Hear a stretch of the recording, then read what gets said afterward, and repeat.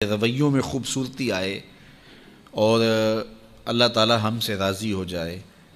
تو اس میں آپ رفق، نرمی، حلم، بردباری اور انات، معاملہ فہمی اور لوگوں کے ساتھ جو ہے وہ خوبصورتی کلام میں، خوبصورتی رویوں میں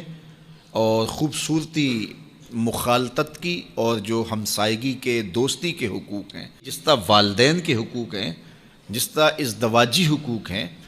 جس طرح آپ کے ہمسایوں کے حقوق ہیں، اس طرح آپ کی دوستیوں کے بھی حقوق ہیں۔ اپنی لہجوں کو نرم رکھیں، ان میں تلخی نہ آئے، سب و شتم سے منع کیا گیا ہے اور معمولی باتوں پر پکڑ کرنے سے روکا گیا ہے۔ اور اگر یہ رویے بچپن میں پیدا ہو جائیں تو بعض اوقات پھر وہ فطرت ثانیہ بن جاتی ہے، عادت بن جاتی ہے، اور پھر جب آپ بڑے ہوں گے تو وہ عادتیں وہاں بھی چھوٹ نہیں پائیں گی، چونکہ وہ اس ماحول میں آپ کے ساتھ جڑ گئی تھی۔ کسی کی ٹو میں لگ جانا، کسی کی غلطیاں نکالنے کی سوچ میں رہنا، کسی کو نیچا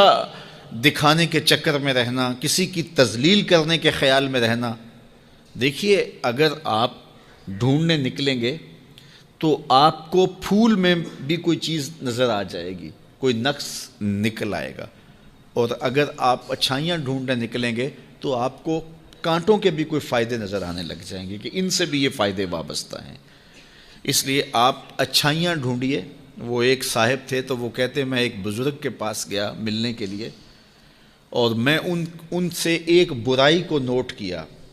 ایک ان کی خامی کو نوٹ کیا۔ پھر میں دوسرے بزرگ کے پاس گیا تو ایک خامی میں نے ان کی نوٹ کی۔ اس طرح 99 بزرگوں کے پاس گیا، اور جب 100ویں بزرگ کے پاس گیا اور میں نے کہا حضرت میں 99 بزرگوں کے پاس گیا ہوں اور میری نیت یہ تھی کہ میں ان سے بیعت ہوں، لیکن ہر ایک کی ایک خامی سے میں آگاہ ہوا، اور اب آپ کے پاس آیا ہوں اور کچھ دن گزارنا چاہتا ہوں، اور میں آپ کو پہلے بتا دیتا ہوں کہ میری نظر بڑی باریک ہے، میں بہت تیز ہوں، تو میں آپ کے ساتھ کچھ وقت گزارنا چاہتا ہوں، آپ بھی محتاط رہیے۔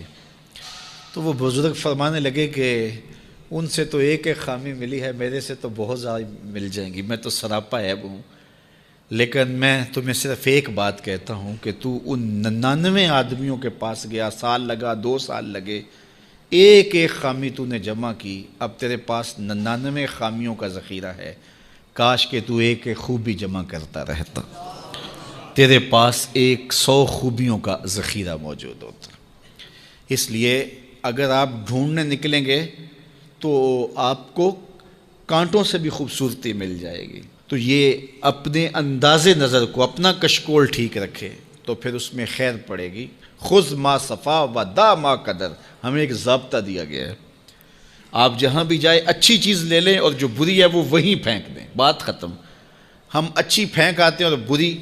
جو ہے وہ سینے سے لگا لیتے ہیں، اور ساری زندگی اسی دلدل میں پھنسے رہتے ہیں۔ جو بندہ اخلاق کے اعتبار سے خود اچھا نہیں ہے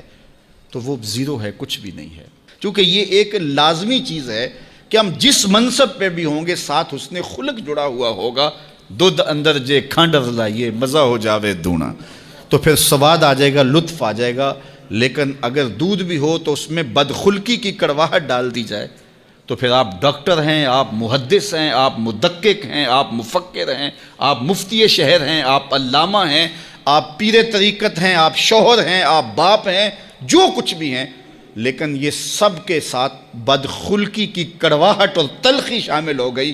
تو آپ کا سارا منصب ضائع ہو گیا۔ تو بنیاد کیا ہے؟ آپ کا خلق اچھا ہونا چاہیے، آپ کے لب میٹھے ہونے چاہیے۔ تو میٹھے بول بولو، لہجوں میں جمال پیدا کرو،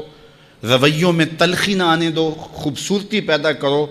اور اپنے انداز زندگی کو مرتب کرو، خلق خدا کے ساتھ اچھے رویے رکھو، بالخصوص اپنی دوستیوں میں ایک اچھے دوست بن کے ابھرو، اور اپنے کلاس فیلوز کے اندر ایک اچھے کلاس فیلو کے روپ کے اندر آگے آؤ۔ پیر کے دن آنے والو، جمعہ کے دن آنے والو، تم بھی جب یہاں سے جاؤ تو تمہارا انداز جو ہے وہ مٹھاس سے بھرا ہوا ہو، تمہارے لفظوں سے کھانڈ نکل رہی ہو، شکر ٹپک رہی ہو تمہارے حرفوں سے، اور مٹھاس تمہارے لہجوں میں گھلی ہوئی ہو، اور تم بات کرو تو پیار پھیلتا چلا جائے، اور محبت پھیلتی چلی جائے۔ ہاں جہاں کہیں